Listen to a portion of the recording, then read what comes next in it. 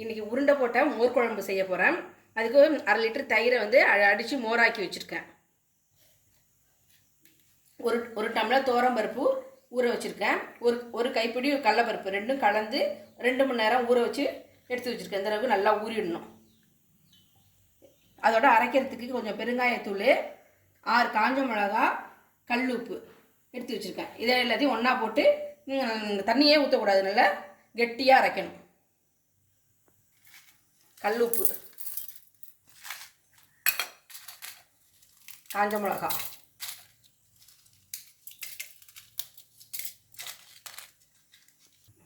துவரம்பருப்பு,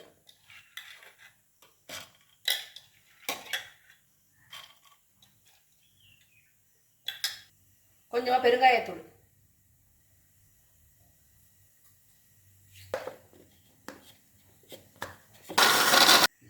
இது நல்லா கெட்டியாக கொஞ்சம் குறைன்னு அரைக்கணும். இது மாதிரி நல்லா கெட்டியாக அரைச்சி வச்சுக்கணும். இதில் கருவேப்பிலை, பெரிய வெங்காயம் பொடி பொடியாக அரிஞ்சு வச்சுருக்கேன், தேங்காய்,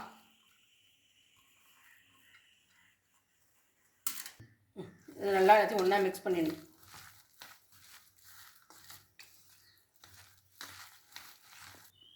இட்லி பானையில் தண்ணி கொதிக்க வச்சுருக்கேன்.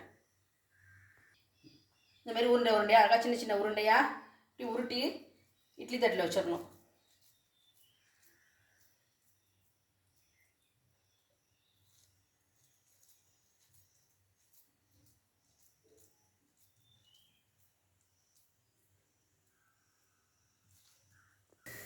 இந்த மாதிரி குட்டி குட்டி உருண்டையாக உருட்டி வச்சிடணும். இதை போய் இட்லி பானையில் தூக்கி வேக வச்சுக்கணும். நல்லா 10 நிமிஷம் வேகணும். அது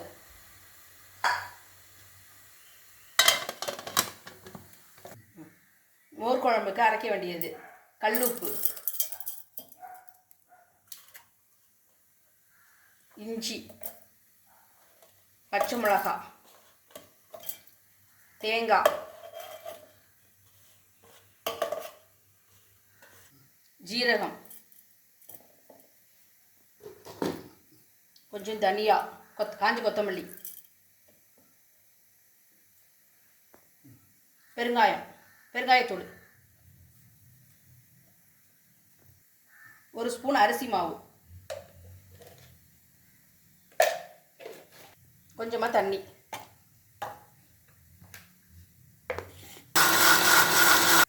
இந்த அளவுக்கு அரைச்சிக்கணும். இந்த அளவுக்கு நைஸாக அரைச்சிக்கணும். இப்போ அடித்து வச்ச மோர்,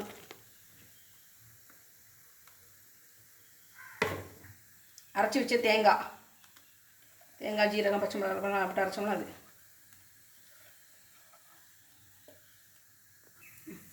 கருவேப்பிலை கிள்ளி போடணும்,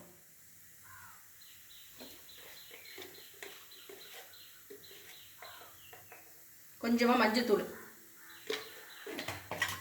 இது எல்லாத்தையும் ஒன்றா மிக்ஸ் பண்ணி வைக்கணும். உப்பு பத்தலைன்னா இப்போ போட்டு கலக்கி வச்சிடலாம்.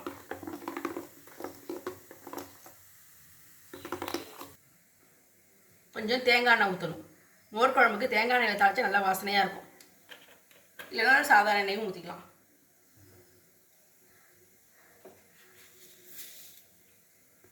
எண்ணெய் காஞ்சிருச்சு. கடுகு,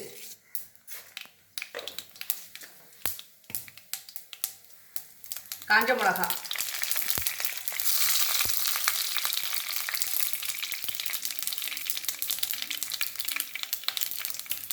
கருவேப்பிலை, இப்போ இந்த கரைச்சி வச்ச மோர், இந்த தேங்காய் எல்லாமே அரைச்சி வச்சு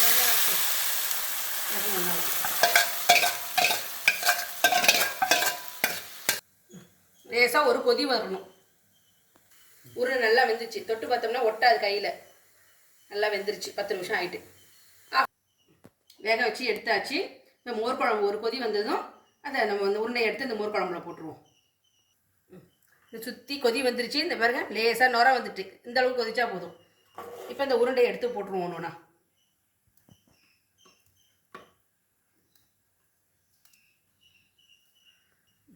உருண்டையை போட்டால் அப்படியே ஆஃப் பண்ணிட வேண்டியதுதான்.